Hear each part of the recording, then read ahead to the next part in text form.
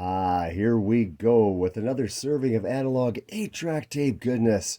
It is Saturday, February the 22nd, 2025.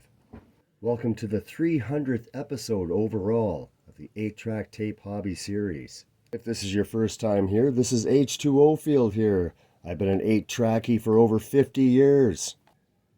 The infamous Dippy Bird has decided to make an appearance for this 300th episode. Thanks for joining me there, Dippy.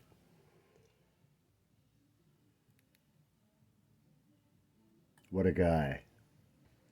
Today I thought we'd just look at a whole bunch of different 8-track tape related stuff, and let's begin.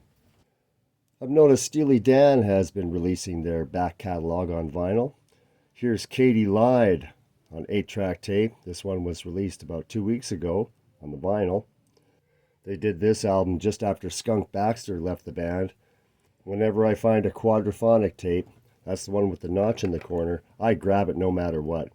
I'm not a country fan, but this Tammy Wynette and George Jones, we go together, and it's always nice to throw one into the quadraphonic collection.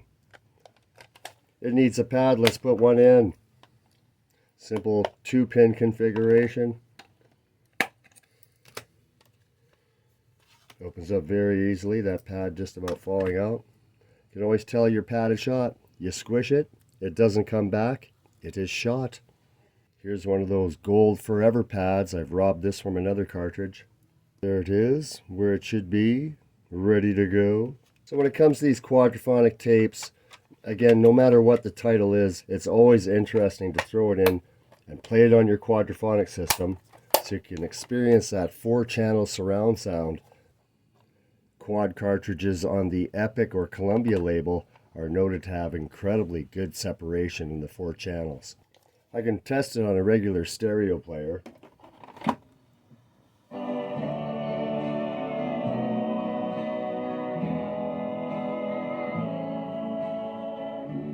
Seems to be playing just fine. So yeah, 300 episodes. Kind of sputtered down at the end, but hey, we got it done. I figure as long as there's people out there that want to see these 8-track tape repairs, I'm going to keep on going. So season 4. We'll try for another 100 shows. Can we do it? Will I have the time? I'll try my best. I'm trying to fix my house at the same time. Any spare time I have will be devoted to giving you some 8-track tape goodness. Today we're going to look at Elton John's Greatest Hits Volume 1. Elton John's Greatest Hits released November 8th of 1974. It has a 5-pin configuration. Hopefully I don't have to punch through the paper. Let's give it a try. Well, it came apart nicely.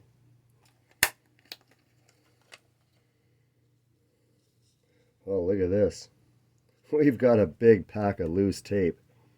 The pad, of course, is shot. And the tape looks like it broke at the splice. Let's see if we can find the other end. So there it is. The tape broke at the splice. We're going to have to put a new one on there. I've got a big pack of loose tape, as you can see. I'm going to have to snug this up somehow and hope for the best. So I'm simply pulling on this side, and you can see it is kind of tightening up. However, we're going to have a big pile of slack tape I'm going to have to make up somehow. I'm pulling a couple of loops out of the center. I probably got 10 feet of loose tape here. This cartridge looks to have very little play, if at all. Okay, I was able to hand wind a lot of this back on. I've loaded it into the splicing block.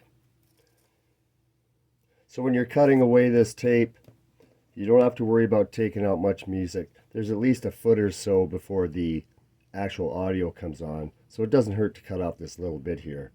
And then you have some fresh tape to adhere your new sensing foil to. The other end, making a cut there. 2 fresh ends I can butt together there, looking good. Here's the old sensing foil. They tend to dry out and just fall off after a while. That's why you got to check every tape before you put it in your player. Here's a brand new sensing foil splice. Basically putting it on and tamping it down, making sure it's holding. Tighten up some of the slack. It's ready to go back into the cartridge. Of course, Elton John's greatest hits, the American version, slightly different than the international. It had Candle in the Wind instead of Benny and the Jets. I'm going to throw this purple one in here. What the heck? Dippy Bird agrees. This album was the #1 album in the United States in 1975. Let's see how it gets on in the player.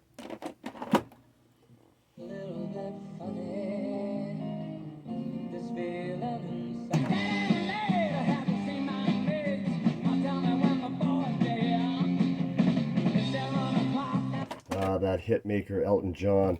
But let's also recognize Bernie Taupin, the songwriting genius himself. How about Davy Johnstone and Nigel Olsson, great musicians. I'm of the opinion that Don't Let the Sun Go Down on Me is one of the greatest songs ever written. Elton John's greatest hits. Today's 8-track tape pad replacement and sensing foil switch out. Have yourselves a great day, everyone.